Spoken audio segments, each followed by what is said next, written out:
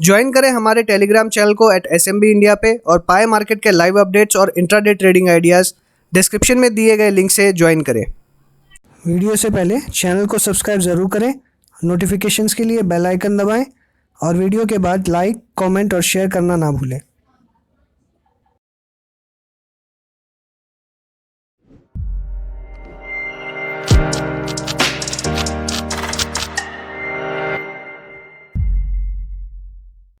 Download करें live connect app और पाएं latest news feed, latest videos और देखें live TV on the go, Zee business, CNBC Awaaz, CNBC TV 18 जैसे चैनल्स।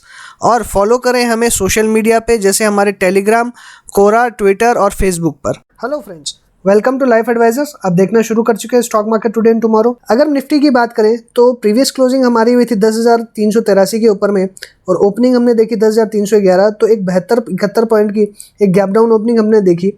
उसके बाद में कंटिन्यूसली मार्केट ने एक जो हम कहें लोअर लेवल्स पे ही ट्रेड किया और 10,233 का इसने एक लो बनाया, लेकिन वहाँ से नीचे के लेवल से हमको शार्प बाउंस बैक देखने मिला और 10,337 का इसने हाई बनाया और 3 बार इसने 10,300 के ऊपर जाने की कोशिश की और फाइनली जब सेटल हुआ तो 10,312 के ऊपर सेटल हुआ। तो अगर हम क्लोजिंग और ओपनिंग का लेवल देखें तो लगभग सेम हमको दिखाई दे रहा है, लगभग 1 पॉइंट का या डिफरेंस है या हम सिर्फ 0.5% का इवन डिफरेंस है। तो बहुत ही मामूली डिफरेंस के साथ में इसने आज हम देखें तो क्लोजिंग दी है और प्रीवियस क्लोज से अगर हम देखें तो लगभग 0.68% की मंदी के साथ ये बंद हुआ है। और ओवरऑल अगर निफ्टी, नेक्स्ट 50, 100, 200, 500 में बात करें 1% के आसपास की गिरावट हमको देखने मिल रही है, 0.25%, 1%। लेकिन मिड कैप और स्मॉल कैप में देखें तो यहाँ पे हमको एक अच्छी खासी प्रॉफिट बुकिंग देखने को मिल रही है। तो ओवरऑल अगर हम कहें तो मार्केट का सेंटीमेंट जो है आज पूरा दिन नेगेटिव रहा और ओवरऑल ब्रॉड मार्केट में देखें तो एक बिकवाली का माहौल रहा। सबसे ज़्यादा गिरावट जो है वो हम रियल्टी और अगर देखें तो PSU बैंक्स में हमको दिखाई दे रही है। और PSU बैंक्स में ये गिरावट जो है ये ऑब्वियस सी बात है कि इतनी बड़ी रैली इस मंथ में हमको देखने मिली है तो थोड़ी बहुत करेक्शन जो है वो बनती है। अगर इसे और फॉरवर्ड जाना है तो थोड़ी सी करेक्शन इसको देनी पड़ेगी, तभी इसमें जो है हमें आगे एक फॉरवर्ड लुकिंग जो टारगेट्स है वो देखने के लिए मिल सकते हैं। प्राइवेट बैंक्स में भी 1% की गिरावट हमने देखी। फार्मा ने फिर से आज फ्लैट कारोबार किया है। FMCG यहाँ पे आज तेजी दिखाई। FMCG ने 0.5%। फाइनेंशियल सर्विसेज गिरे हुए हैं।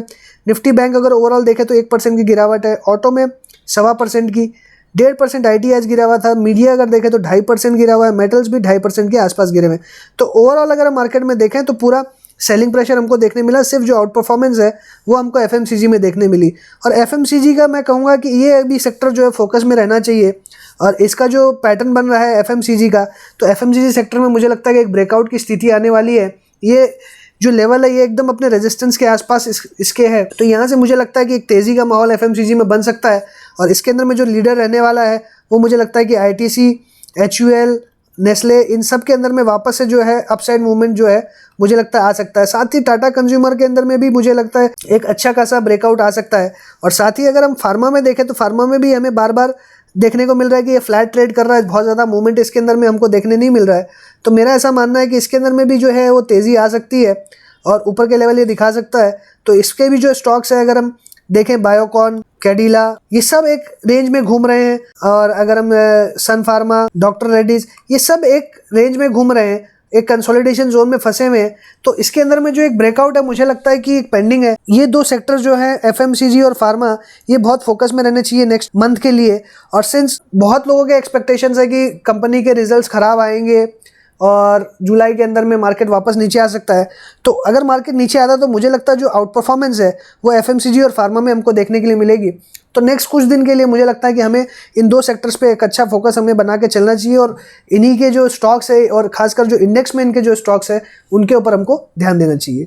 तो आज अगर निफ्टी की चार्ट की बात करें तो आप कंटिन्यूसली देख सकते हैं कि यहाँ पे जो ये बना हुआ है चैनल हमारा, उसी के अंदर ये ट्रेडिंग कर रहा है। लेकिन अब अगर मैं थोड़ा सा इस चैनल को अगर थोड़ा चेंज करने की कोशिश करूं, अगर मैं यहाँ से इसे लूं तो हम देख सकते हैं कि ये आज जो इसका लो था ये एकदम लो से टच होके आया है और यहाँ से वापस ऊपर की तरफ बाउंस बैक हमको देखने के लिए मिला है। आज इसकी जो कैंडल है यहाँ पे, ये मुझे यहाँ पे क्लियरली दिख रहा है कि एक ड्रैगन फ्लाई डोजी बना रही है। तो ड्रैगन फ्लाई डोजी जो होती है ये एक रिवर्सल का साइन होता है और जनरली ये बुलिश सिग्नल होता है।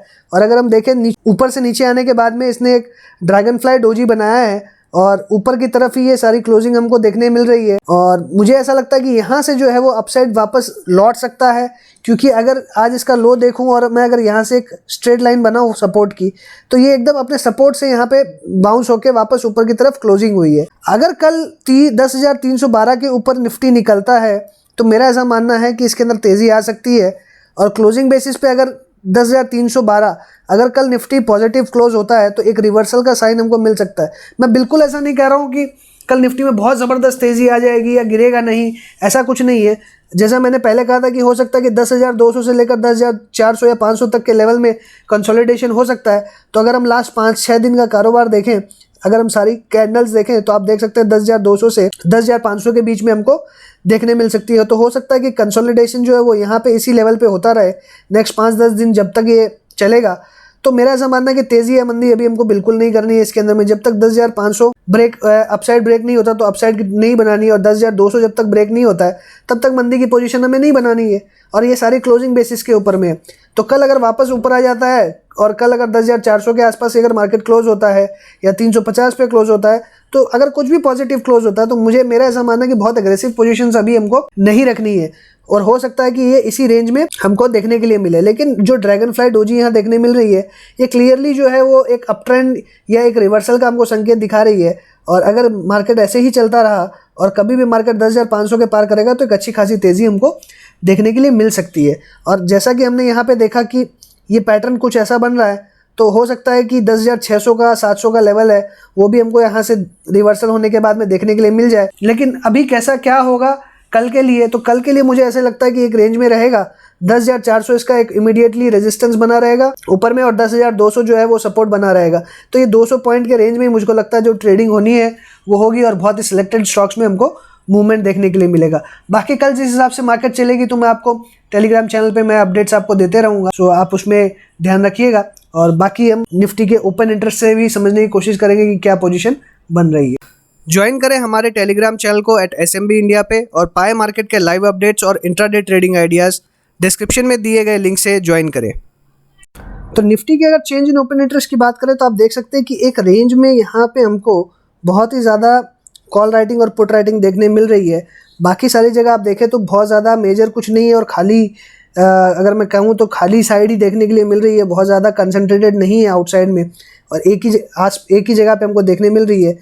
आज की जो सबसे मैक्सिमम पुट राइटिंग है वो हमको 10,100 पे देखने मिल रही है। 10,200 पे भी अच्छी खासी पुट राइटिंग देखने के लिए मिल रही है। 10,300 पे अच्छा खासा हमें यहाँ पे कॉल राइटिंग देखने मिल रही है, और इसके ऊपर की बात करें तो यहाँ पे भी अच्छी खासी कॉल राइटिंग देखने को मिल रही है। लेकिन 10,200 के आसपास हम देखें तो यहाँ पे भी कॉल राइटिंग अच्छी खासी देखने को मिल रही है। तो हो सकता है कि कल जो मार्केट है वो थोड़ा नेगेटिव खुले, लेकिन मैंने जैसे आपको कहा कि 10,200 एक बहुत ही इंपॉर्टेंट सपोर्ट लेवल है, तो यहाँ से बाउंस बैक भी हो सकता है। तो सिमिलरली कल अगर मार्केट नीचे की तरफ खुलता है तो मुझे लगता है कि कुछ बाइंग अपॉर्चुनिटी हमें मिल सकती है, और हमें बाइंग करके ही चलनी चाहिए। अभी शॉर्ट करने का बाजार मुझे लगता नहीं है कि अभी बिल्कुल भी है। जब तक 10,100 ब्रेक नहीं होता तो मुझे लगता है कि ये ब्रेक किए बिना एक शॉर्ट पोजीशन नहीं बन सकती। लेकिन नीचे में अगर हम देखेंगे तो हर जगह हमको सपोर्ट मिलेगा। तो हम जब चेंज इन क्यूमुलेटिव इंटरेस्ट बात करेंगे या क्यूमुलेटिव ओपन इंटरेस्ट की बात करेंगे तब हमें समझ में आएगा कि कहाँ सपोर्ट है और कहाँ रेजिस्टेंस। लेकिन मुझे ऐसा लग रहा है कल हो सकता है कि मार्केट एक बार नेगेटिव खुले, लेकिन फिर से वहाँ से हमको बाउंस बैक देखने को मिल सकता है। तो मेरा ऐसे ही राय रहेगा कि 10,200 पे हमें बाइंग करनी चाहिए और 10,400 के आसपास सेलिंग करनी चाहिए। तो यही मेरा आज का जो कल की जो रेंज है वही रहेगी, जैसा मैंने आपको मेरे चार्ट से बताया और जैसा मैंने चेंज इन ओपन इंटरेस्ट देख के आपको बताया। अगर हम क्यूमुलेटिव ओपन इंटरेस्ट की बात करें तो हमारी आज की क्लोजिंग थी 10,300 के आसपास। तो 10,300 के ऊपर हम देखें तो कॉल राइटिंग अच्छी खासी है, साथ ही पुट राइटिंग भी यहाँ कम नहीं है। और ऊपर की अगर बात करें तो ऊपर में कॉल राइटिंग बहुत ज़बरदस्त देखने मिल रही है, और नीचे में हर लेवल पे हमको सपोर्ट देखने को मिल रहा है थ्रू पुट राइटिंग। और यहाँ पे क्वांटिटीज़ की बात करें तो 25-25 लाख क्वांटिटीज़ यहाँ पे हमको देखने मिल रही है। तो बहुत ही हैवी कॉल राइटिंग चल रही है दोनों साइड में, और दोनों साइड में देखें तो बिल्टअप जो है वो काफ़ी अच्छा है। ऊपर में हर लेवल्स पे हमको रेजिस्टेंस देखने मिल रहा है, और नीचे के हर लेवल पे हमको सपोर्ट देखने को मिल रहा है। हालांकि अगर ओवरऑल देखें तो मुझे ऐसा लगता है कि जो कॉल्स है वो ज़्यादा है इन कंपैरिजन टू पुट। तो हो सकता है ऊपर में हमको हमेशा रेजिस्टेंस फेस करना पड़े और ऊपर से बार बार हमको प्रॉफिट बुकिंग देखने के लिए मिले। इसलिए हमें हमेशा कॉशियस रहना है, बहुत एग्रेसिव बाइंग पोजीशन अभी नहीं बनानी है, और ज़्यादा कोशिश करनी है कि इंट्राडे हमें अगर प्रॉफिट मिलता है तो इंट्राडे प्रॉफिट लेके हम निकल जाए। तो कल की अगर रेंज की बात करें तो 10,300 पे जैसे आप देख रहे हैं कि कॉल राइटिंग पुट राइटिंग काफ़ी ज़्यादा है, नीचे 10,200 पे अच्छा खासा सपोर्ट बना हुआ है। तो वही मेरी जो रेंज है 10,200, यहाँ पे जो एक मेजर सपोर्ट है वो क्लियरली दिखाई दे रहा है। तो 10,200 से 10,400 की जो रेंज है, यही एक मुझे लगता है कि रेंज जो है ये रहेगी मार्केट की कल। इससे ऊपर या नीचे मुझे लगता नहीं कि ज़्यादा होगा। तो इस पोजीशन में हमें इस सिचुएशन में क्या करना चाहिए? बहुत से लोग जो है वो जो कॉल्स या जो पुट्स के थ्रू ट्रेड लेते हैं और फिर कमेंट बॉक्स में बहुत बार मेरे पास में क्वेरीज आती है कि हमें ऑप्शंस में लॉस हो रहा है। तो जब ऐसा मार्केट रहता है, रेंज बाउंड मार्केट रहता है, तो मुझे लगता है कि बहुत ज़्यादा हमें ऑप्शंस के थ्रू ट्रेड नहीं करना चाहिए, चाहे वो इंडेक्स में हो या चाहे स्टॉक्स के अंदर में हो। बट फिर भी अगर आपको लॉस हो रहा है और बार बार आपको लगता है कि इंडेक्स से लॉस हो रहा है आपको या ऑप्शंस में लॉस हो रहा है आपको, तो मुझे लगता है कि आपको अपनी सिचुएशन जो रिव्यू करनी चाहिए कि आपको लॉस क्यों हो रहा है। अगर आपको नहीं आती है ट्रेडिंग तो आपको सीखने की कोशिश करनी चाहिए। बहुत सारे टूल्स जो है वो अवेलेबल है इंटरनेट पे, बट कौन सा रिलायबल है और कौन सा नहीं, ये सिर्फ आपको प्रैक्टिकल एप्लीकेशन करने के बाद ही मुझे लगता है समझ में आएगा। तो इसीलिए हमेशा आप जब भी कंटेंट देखें तो कंटेंट में हमेशा चीज़ों को समझें और उसे एक प्रैक्टिकल में जब आप अप्लाई करेंगे तो क्या वो हो सकता है कि नहीं हो सकता है, ये चीज़ को समझ के उसके बाद ही आप उसे अप्लाई करें तो ज़्यादा अच्छा रहेगा। जब भी रेंज बाउंड मूवमेंट रहता है तो मेरा ऐसे सजेशन रहता है कि ऑप्शंस के थ्रू तो ट्रेड बिल्कुल भी नहीं करना चाहिए। और ऐसे भी मैंने यही सजेस्ट करता हूँ कि रिटेल इन्वेस्टर्स को ऑप्शंस में ज़्यादा ट्रेड नहीं करना चाहिए। बट हम जब लालची हो जाते हैं तो कम पैसे में हमें ज़्यादा पैसा बनाने का शौक़ रहता है, लेकिन लास्ट में वो कम पैसे भी हमारे पास नहीं रहते हैं। तो मेरा एक्सपीरियंस यही है कि ऑप्शंस में बहुत ज़्यादा कमाई नहीं है, लॉसेस ज़्यादा होते हैं इन कंपैरिजन टू अगर हम कैश मार्केट की बात करें। प्रॉफिट हमें ज़्यादा दिखाई देता है पर हम लॉस भूल जाते हैं। तो मेरा ऐसा मानना है कि हमें लॉस भी देख के चलना चाहिए, और अगर हमें ज़्यादा बार लॉस हो रहा है ऑप्शंस में तो वो चीज़ हमें छोड़ देनी चाहिए। अगर हम FII-DIS की एक्टिविटी की बात करें तो FIIs ने आज 3,964 करोड़ की बाइंग करी है, 5,900 करोड़ की सेलिंग करी है, नेट में 1,937 करोड़ की सेलिंग करी है। तो यहाँ पे डेटा नेगेटिव दिखाई दे रहा है हमें। अगर DIS की बात करें तो DIS ने यहाँ पे 4,337 की बाई करी है, 3,301 की सेल करी है, 1,000 करोड़ की इन्होंने बाइंग करी है। तो यहाँ डेटा पॉजिटिव है। अभी ये यहाँ पे मुझे रेगुलर डेटा दिख रहा है। तो अगर अभी निफ्टी हमें नीचे का लेवल दिखा रहा है तो मुझे लगता है कि हो सकता है कि नीचे का लेवल हमको कंटिन्यू देखने के लिए मिल सकता है। अगर FIIs के फ्यूचर ऑप्शन डेटा की बात करें तो इंडेक्स में इन्होंने नेट 189 करोड़ की सेलिंग करी है, इंडेक्स ऑप्शंस में 935 करोड़ की बाइंग करी है, स्टॉक फ्यूचर्स में 362 करोड़ की बाइंग करी है, स्टॉक ऑप्शंस में इन्होंने 293 करोड़ की सेलिंग करी है। तो यहाँ पे मुझे लगता है इस स्टॉक्स में इन्होंने एक हेज पोजीशन बनाई है, इन्होंने थोड़ा सा मुझे लगता है लॉन्ग करके और ऑप्शंस को शॉर्ट किया है। तो मुझे लगता है कि यहाँ पे इन्होंने थोड़ी सी हेज पोजीशन बनाने की कोशिश करी है। साथ ही में अगर हम इंडेक्स फ्यूचर्स में देखें और ऑप्शंस में देखें तो यहाँ पे इन्होंने लॉन्ग किया इंडेक्स ऑप्शंस में, और इंडेक्स फ्यूचर्स में भी इन्होंने जो है शॉर्ट किया है। तो यहाँ पे बहुत ज़्यादा मेजर डेटा नहीं लग रहा है, लेकिन अगर ओवरऑल हम देखें 815 करोड़ की इन्होंने नेट बाइंग करी है। तो मुझे ऐसा लगता है थोड़ा सा यहाँ पे पॉजिटिव डेटा हमको मिल रहा है, लेकिन सिंस वहाँ पे अगर हम कैश मार्केट में देखें तो वहाँ डेटा नेगेटिव है, तो वहाँ पे ज़्यादा नेगेटिव है इन कंपैरिजन टू यहाँ पे जो इतना पॉजिटिव है। तो मुझे लगता है वो नेट आज सेलर ही रहे हैं, और हो सकता है कि जो उनकी सेलिंग है वो 1-2 दिन और कंटिन्यू रहे। तो जब अमेरिकन मार्केट या US मार्केट में या यूरोपियन मार्केट्स में जब भी सेलिंग आती है तो हमें यहाँ पे भी सेलिंग देखने को मिलती है। तो आज ओवरनाइट अगर वहाँ पे सेलिंग देखने को मिलती है तो कल भी हो सकता है कि हमें सेलिंग कंटिन्यू देखने के लिए मिले।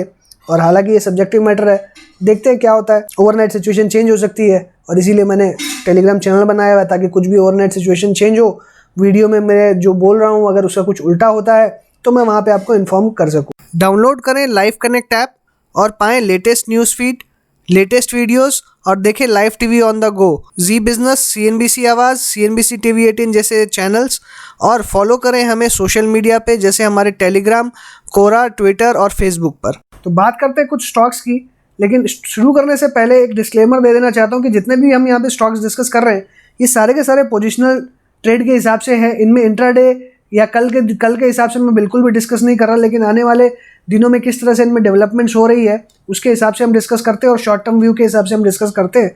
इंट्राडे स्टॉक सिर्फ और सिर्फ हमारे टेलीग्राम चैनल पे हम डिस्कस कर रहे हैं। तो अगर किसी को इंट्राडे ट्रेड करने हैं तो मेरी ऐसी राय रहती है कि आप सिर्फ वो जो टेलीग्राम चैनल पर हम शेयर करते हैं डेली वही आप फॉलो करें, ना कि मेरे जो यहाँ पे स्टॉक्स देता हूँ मैं उनको इंट्राडे के हिसाब से फॉलो करें, क्योंकि यहाँ के लेवल्स और यहाँ की पोजीशंस बिल्कुल डिफरेंट रहती है, यहाँ के स्टॉप लॉसेस बिल्कुल डिफरेंट रहते हैं, यहाँ रिस्क रिवॉर्ड बिल्कुल डिफरेंट रहता है। तो पहला स्टॉक मैं जो डिस्कस करना चाहता हूँ वो है HDFC बैंक का। अगर हम HDFC बैंक में देखें तो जैसे मैंने कहा था कि इसके अंदर एक नीचे से रिवर्सल है, और 950 रुपये के लेवल से मैं आपको एक कंटिन्यूसली इसमें एक व्यू देते हुए आ रहा हूँ। तो 950 से अगर देखें तो काफ़ी अच्छा इसमें मोमेंटम बिल्टअप हुआ है और लगभग 10-12% का हमको यहाँ पे रिटर्न मिल चुका है। इवन उससे ज़्यादा मुझे लगता है कि रिटर्न मिल चुका है यहाँ पे। तो करंटली अगर इसका भाव देखें तो 1076 के आसपास है और करंटली मुझे लगता है कि इसने ब्रेकआउट जो है वो अच्छा खासा दिया है क्लोजिंग बेसिस पे। यहाँ पे जो अगर हम देखें तो यहाँ पे छोटा सा रेजिस्टेंस था वो इसने पार कर लिया है क्लोजिंग बेसिस पे, और यहाँ पे जो एक रेजिस्टेंस था इसे भी पार कर लिया है। आज इसकी शुरुआत यहाँ से हुई थी 1076 के, यहाँ पे अच्छा खासा इसने ब्रेकआउट दिया है। ऊपर के लेवल की बात करूँ तो मुझे लगता है कि 1100 का लेवल तो यहाँ पे डेफिनेटली मुझे लगता है कि कल के डेट में अचीव हो सकता है। तो अगर किसी ने नीचे के लेवल से पोजीशन बनाई है तो वो एक बार 1100 के लेवल पे अपना प्रॉफिट बुक कर ले। नया अगर हमें खरीदारी करनी है तो मुझे लगता है 1100 के बाद में अगर ये क्लोजिंग बेसिस पे 1100 के ऊपर क्लोज होता है तभी हमें इसमें नई खरीदारी करनी चाहिए। लेकिन अब मेरी इसमें एक नई खरीदारी की कोई राय नहीं रहेगी। मैं थोड़ा सा इसके अंदर में अब कॉशियस हूँ क्योंकि इसके अंदर में QIP की जो बातें हैं वो चल रही है। अब QIP किस प्राइस पे होगा ये डिपेंड करता है। अगर नीचे के प्राइस पे QIP होता है तो हो सकता है कि इसे नीचे के लेवल्स पे सपोर्ट मिल जाए, लेकिन क्या डिटेल्स रहेगी जब तक डिटेल्स आउट नहीं होती है मुझे लगता है कि इसके अंदर में हमें कॉशियस व्यू रख के चलना चाहिए। 960-950 पे बहुत ही ज़बरदस्त सपोर्ट है, तो मुझे लगता है कि अब ये इसके नीचे जब भी आता है तो इसे डेफिनेटली एक बार बाउंस बैक मिल सकता है। तो अभी इसे शॉर्ट करके तो बिल्कुल भी नहीं चलना है। 1100 रुपये तक के टारगेट हमारा था इसमें पहले भी, तो मुझे लगता है कि कल के दिन वो आ सकता है। 1100 के बाद में कैसा मूवमेंट रहेगा अगर हमें अच्छा लगेगा तो हम हो सकता है इंट्राडे इसके अंदर प्ले कर सकते हैं। तो कल जैसी भी सिचुएशन रहेगी हम टेलीग्राम पे ज़रूर डिस्कस करेंगे। लेकिन अगर इसके हम रेजिस्टेंस की बात करें या इसके टारगेट की बात करें तो क्लियरली 1100 का जो लेवल है अगर आप देखें 1100 पे हम यहाँ पे देख सकते हैं कि अच्छा खासा रेजिस्टेंस है, और अगर ये 1100 पार करता है तो मुझे लगता है डेफिनेटली 1150 का जो टारगेट है वो भी आ सकता है। और 1150 अगर ये क्रॉस करता है तो बहुत ही ज़बरदस्त तेज़ी आ सकती है। और मुझे लगता है कि 1200 और अगर यहाँ पे हम देखें इस एरिया में 1250 ये लेवल्स भी आ सकते हैं। इसीलिए हमें फ्रेश खरीदारी तो जब भी करनी है 1100 के ऊपर ही करनी है।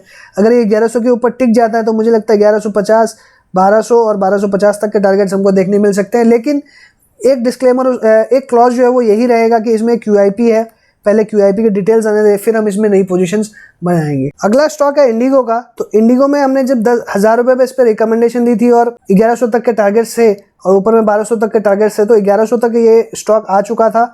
हमने यहाँ पे पार्शियल प्रॉफिट बुकिंग की भी बात करी थी। और अगर ऊपर की बात करें तो ऊपर में यहाँ पे हम देखें तो यहाँ से ये और ऊपर नहीं जा पाया। लेकिन अगर करंटली हम बात करें तो यहाँ पे मुझे लगता है कि रिवर्सल का साइन है, वापस ये 1000 रुपये के आसपास आ चुका है जो कि इसका बहुत ही मेजर सपोर्ट है।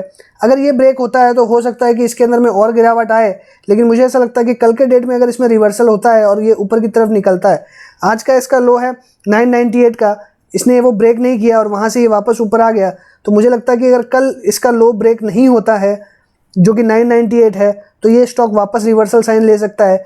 पैटर्न की बात करें तो मुझे लगता है यहाँ पे एक inverted cup and handle pattern बन रहा है, और inverted cup and handle pattern जो है वो बुलिश होता है, और मुझे ऐसा लग रहा है कि ये वापस यहाँ से रिवर्स हो सकता है और ये डबल बॉटम जो है यहाँ पे फॉर्म कर सकता है। तो अगर ये पैटर्न फॉर्म हो जाता है, 990 का ये लो ब्रेक नहीं करता ऑन क्लोजिंग बेसिस, इंपॉर्टेंट है कि क्लोजिंग बेसिस के हिसाब से, अगर क्लोजिंग बेसिस के हिसाब से ये 1009 या 1000 रुपये के ऊपर ही बंद होता है तो मेरा ऐसा मानना है कि इसके अंदर हमको रिवर्सल डेफिनेटली देखने के लिए मिल सकता है और वापस ऊपर का लेवल जो है वो आ सकता। तो अगर किसी ने पोजीशन बनाई है तो मुझे लगता है कि 998 का भी स्टॉप लॉस रख के वो अपना ट्रेड करें। 998 के नीचे अगर ये क्लोज होता है तो इसके अंदर में अपनी पोजीशन काट लें, क्योंकि फिर इसके अंदर में और तेज़ी से हमको गिरावट देखने के लिए मिल सकती है। तो 998 के स्टॉप लॉस के साथ में अपनी पोजीशन कैरी करें ऑन क्लोजिंग बेसिस। अगर कल ये 998 के नीचे क्लोज होता है तो हमें इससे निकल जाना है। अगला स्टॉक है कैडिला का। तो जैसे कैडिला का मैंने पहले भी डिस्कस किया है बहुत बार, और लास्ट मैंने सैटरडे को इसमें डिस्कस किया था कि इसमें हो सकता है कि ग्लेनमार्क जैसी तेज़ी आ सकती है, लेकिन ऐसा मोमेंटम आज हमको देखने नहीं मिला। लेकिन सबसे गौर करने वाली बात यह है कि इसका जो मोमेंटम है आप देखें तो बार बार ये अपसाइड से जाके फेल हो रहा है, और बहुत लोगों ने कमेंट भी किया था कि ये रेंज बाउंड मूवमेंट कर रहा है, हमें काफ़ी लॉसेज हुए हैं इसके अंदर में। तो मेरा ऐसा मानना है कि अगर हम करंटली पैटर्न देखें तो एकदम बुलिश बना हुआ है, इसमें कोई डाउट नहीं है। और यहाँ पे भी जो पैटर्न बना है ये भी काफ़ी बुलिश बना हुआ है। अभी भी यहाँ पे कोई यहाँ पे मुझे वीकनेस का यहाँ पे कोई साइन नज़र नहीं आ रहा है, क्योंकि अगर इतना कंसोलिडेशन इसने किया है, अगर इसे नीचे जाना होता तो ये अब तक जा चुका होता। अगर ये नीचे नहीं जा रहा है और यहाँ पे अपने कंसोलिडेशन यहाँ पे दे रहा है तो मुझे लग रहा है कि एक सपोर्ट बनाने की कोशिश कर रहा है। अगर किसी को ग्लेनमार्क का यहाँ पे ध्यान हो तो ग्लेनमार्क ने भी कंटिन्यूअसली इतना ज़्यादा कंसोलिडेशन करने के बाद में ऊपर की रैली दी है, इतना इरिटेट किया है लोगों को, और वो पेशेंस ही आपका टेस्ट कर रहा था। लेकिन जब उसने 360 का ब्रेकआउट दिया 360 के बाद में आज हम देख सकते हैं कि वो 460 के आसपास खड़ा है और ऊपर में 570 580 तक भी ये स्टॉक गया है और इसने 550 तक का टारगेट हमारा जो था वो भी अचीव करवाया है। तो मेरा ऐसा मानना है कि अगर किसी का यहाँ पे पोजीशन है स्पेशली कैश में, बिल्कुल मैं ऑप्शंस में बार बार कहता हूँ कि ऑप्शंस में साइडवेज जो भी स्टॉक रहते हैं उसमें ट्रेड करने में कोई फ़ायदा नहीं है और ब्रेकआउट जब मिलता है तो ये कम्प्लीटली आपके लक के ऊपर में है। और अगर आप out of the money calls या कुछ भी लेते हैं तो वहाँ बहुत प्रीमियम कम लगता है, तो वो कम्प्लीटली आपके लक के ऊपर में, वो एक लॉटरी की टिकट के हिसाब से, और मैं कभी भी ये सजेस्ट नहीं करता हूँ। तो करंटली अगर हम देखें तो अभी भी ये साइडवेज मूवमेंट में है। जब तक ये 380 के ऊपर नहीं जाता है इसके अंदर में एक बड़ा मोमेंटम नहीं आएगा।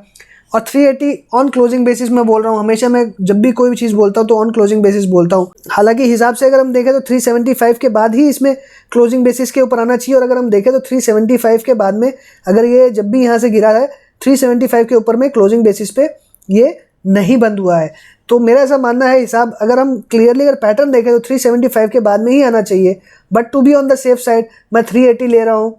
और 380 के ऊपर में जब भी क्लोजिंग बेसिस के ऊपर में इसके अंदर में क्लोजिंग आती है तो एक बहुत शार्प राइज हमको देखने मिलेगी। सेलिंग का तो मैं बिल्कुल भी अभी मूड नहीं है जब तक 360 के नीचे ऑन क्लोजिंग बेसिस ये नहीं होता है और एक बड़ी वॉल्यूम मुझे यहाँ देखने के लिए नहीं मिलती है बेरिशनेस की, तब तक मुझे लगता है कि इसके अंदर में सेल तो बिल्कुल करके नहीं चलना चाहिए। लेकिन यहाँ मुझे लगता है कि एक जो बिल्टअप है वो हो रहा है। अगर हम वॉल्यूम देखें यहाँ पे काफ़ी कम वॉल्यूम्स है, मेरा ऐसा विश्वास है कि इसके अंदर में एक बड़ा मोमेंटम आने वाला है। वन ऑफ द रीजंस जो है मेरा कैडिला में विश्वास जो है कि इसमें मोमेंटम क्यों आने वाला है, वो इनकी डिलीवरीज को मुझे देख के लगता है। अगर आप यहाँ पे डिलीवरीज देखें लास्ट 5-7 दिन के अंदर में तो 28% 30% ऑन एन एवरेज अगर हम देखें तो 30% के ऊपर में ही हमको देखने मिल रही है लास्ट 5-7 दिन के अंदर में। और वॉल्यूम्स भी जो है वो ऑन एन एवरेज अच्छे ही आ रहे हैं, लगभग 40-50 लाख के आसपास के इसके वॉल्यूम्स आ रहे हैं। इसलिए मुझे यहाँ पे जो है वो बुलिशनेस यहाँ पे दिखाई दे रही है। मुझे लग रहा है कि इसके अंदर में आ सकता है मूवमेंट, क्योंकि अगर हम प्रीवियस अगर देखें जब ये स्टॉक ऊपर की तरफ गया है तब वो डिलीवरीज बहुत कम थी, लेकिन जब नीचे के लेवल्स पे ये आया हुआ है डिलीवरीज काफ़ी अच्छी उठाई जा रही है। तो मुझे ऐसा लग रहा है इसके अंदर जो मूवमेंट है वो आ सकता है। तो मेरा ऐसे ही मानना है 360 का स्टॉप लॉस लेके अगर हमारी पोजीशंस है तो 360 के स्टॉप लॉस के साथ में हमें पोजीशन कैरी कर सकते हैं। 360 के नीचे निकलता है तो हमें क्लोजिंग बेसिस के ऊपर में अपनी पोजीशन खाली कर लेनी चाहिए। अगला स्टॉक है मेरा आईबुल हाउसिंग का। आईबुल हाउसिंग में अगर हम देखें तो आप यहाँ पे देखें तो सिमिलरली जो हमने वोडाफोन में देखा था, वोडाफोन ने काफ़ी अच्छा परफॉर्म किया, हमने कल डिस्कस किया था, और आज उसने बहुत ही ज़बरदस्त मूवमेंट दिया है और सिमिलरली उसमें भी सेम ट्रायंगल था।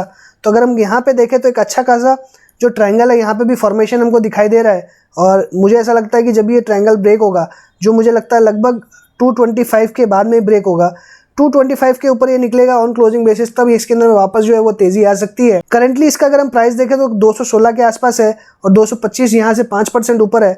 5% की तेज़ी के बाद में हो सकता है कि इसके अंदर और ज़्यादा तेज़ी बढ़ जाए वापस।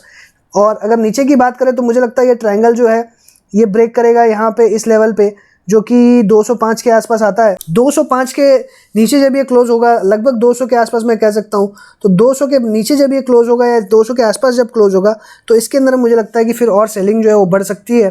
तो हमें दोनों तरफ के इसमें ट्रेड मिल सकते हैं। अब किस तरफ के ट्रेड मिलेंगे ये हमको कल की ओपनिंग और जो क्लोजिंग है उसके ऊपर सारा चीज़ निर्भर करता है।